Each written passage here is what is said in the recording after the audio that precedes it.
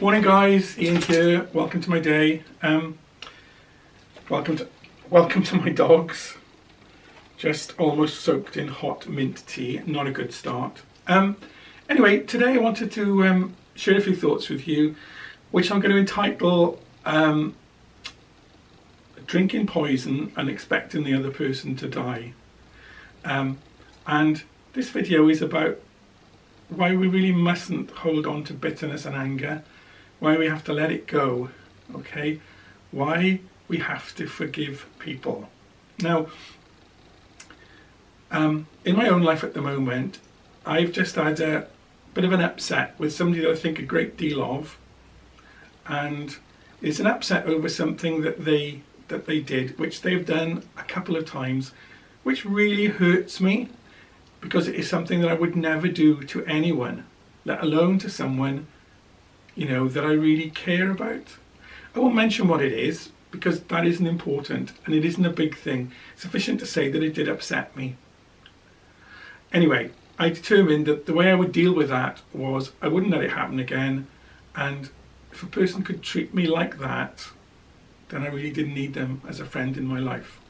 So I said my piece and decided that I would, I would go my way, they could go their way.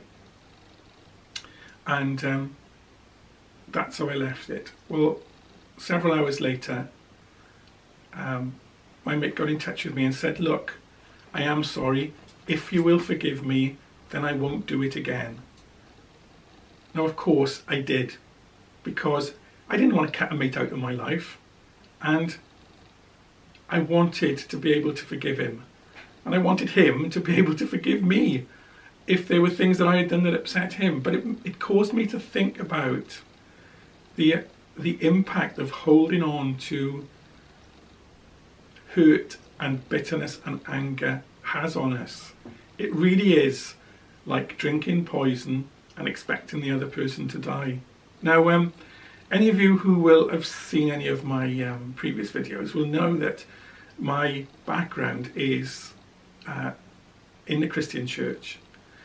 And although now I take truth where I find it, because I believe that truth is in every spiritual system and in all world religions, there are just commonalities. They're just presented differently. So I take truth where I find it now. But because my knowledge is mainly in the Christian tradition, I will tend to use lots of Christian examples, but please don't think I'm trying to convert anybody. I really am not. If I had the knowledge to quote Buddhist or Hindu or, other religions and spiritual teachings, I would. But this brought me brought into mind the scripture from Matthew, I think chapter 5, verse 44, which is, and I've jotted it down here because I won't remember it otherwise: "Love your enemies, bless them that curse you, do good to them that hate you, and pray for those that despitefully use you and persecute you." Okay, well, big ask, eh? Why do we need to do this? Well, you know what? It's not for them, it's for us. Because when we are holding on to poisonous thoughts, when our enemy does something that hurts us and we respond with anger, when we respond with hatred, when we respond with cruelty or indifference, we are drinking poison, because as spiritual beings, that is not what we're about. It's not what we are.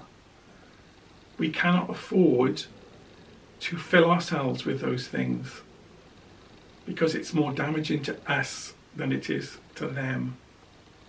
And you know what?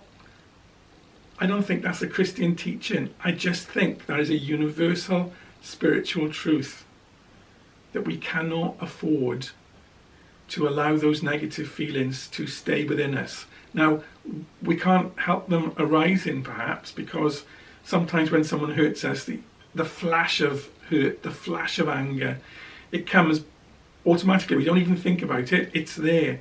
but we can help what we do about it, and whether we allow it to sit within us and fester and grow and poison us, or whether we decide, no, that's not going to happen. And these things about loving and blessing and doing good for and praying for those who treat us badly is the antidote. That is how we get rid of the feelings of hurt and anger and bitterness, and sometimes the despair of that blackness that can build within us.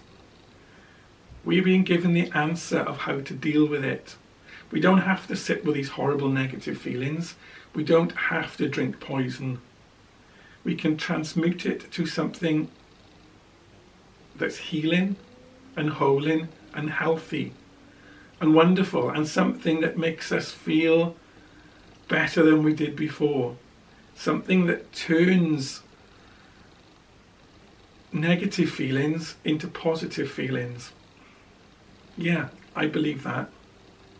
Forgiveness and love and doing good is good for the soul and is good for the spirit. Try it. I think you'll like it.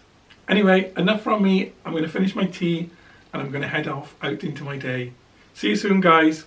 Bye for now.